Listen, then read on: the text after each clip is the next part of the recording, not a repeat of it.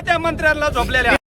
आपल्या मंत्री आहेत त्यांना कांदा खायचा नाही म्हणून का कांद्याचे भाव द्यायचे नाही का हा सुद्धा प्रश्न त्यांनी तुम्ही विचारला पाहिजे तुमच्या मार्गाने तो विचारला पाहिजे तो प्रश्न मीडियाने खरंच टाकत असाल आणि खरंच तुम्ही आम्ही स्वतःच्या आई बाबा खरंच शेतकऱ्याचे असाल त्याच्या मीडियावाले निर्मला सीतारामन विचारावा कांदा लसूण बा तुम्ही खात नाही म्हणून आम्हाला शेतकऱ्यांना तुम्ही भाव देत नाही का आहे तुम्ही विचारून दाखवा खरंच तुम्ही शेतकरी पुत्र असाल छत्रपती महाराज असताना तुम्ही आज कांदा सुद्धा लावून दिला नाही आणि सगळ्याच आमची इथं लूट चाललेली आहे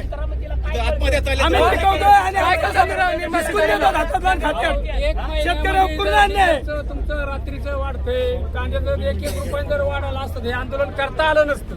तुमचं गॅस वाढला डिझेल पेट्रोल वाढलं 150-200 रुपये न्यायचं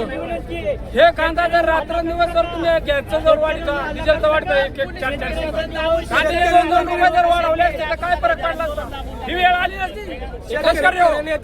देटाला हात लावला तर छत्रपती शिवाजी महाराजांनी त्यांचा पायी काढून टाकली होती हाताची हे तुम्ही करणार आहे का सरकार या सरकारमध्ये तुमचं काय सांगून द्यावं आम्हाला सरकारने निर्मला सीतारामन कांदा खात नाही शेतकऱ्यांना रेट द्यायचा नाही काही ठरवलं असेल तर आम्हाला आता सांगा आम्ही इथं आत्महत्या करतो हे काय रयतेचं सरकार नाहीये का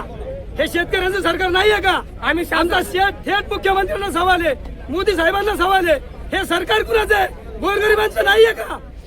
हेच का आजच्या दिन चालले का तुमचे आम्ही शाम होतो आम्हाला एक्सपोर्ट होत आहे का एक्सपोर्ट होत नाही हे सुद्धा माहिती नाही म्हणजे कसले मंत्री राहिलेत बघा गुजरातला जाऊन बघता स्वतःची प्रगती करण्यासाठी महाराष्ट्रासाठी काहीच करायचं नाही का यांना आणि महाराष्ट्राचे जे मंत्री आहेत देवेंद्र फडणवीस आहेत एकनाथ शिंदे साहेब आहेत आपल्या पवार उपमुख्यमंत्री आहेत हे आता आलेले आहेत पण बाकीच्यांना करता येत नाही का या गोष्टी या जर नाही करता येत तुम्ही आताच आम्हाला रोखू नका आम्हाला इथं आंदोलन करून द्या आणि तुम्हाला लाठीचार्ज करायचं असेल तर करा हे तुम्हाला पुन्हा सांगितलं जाईल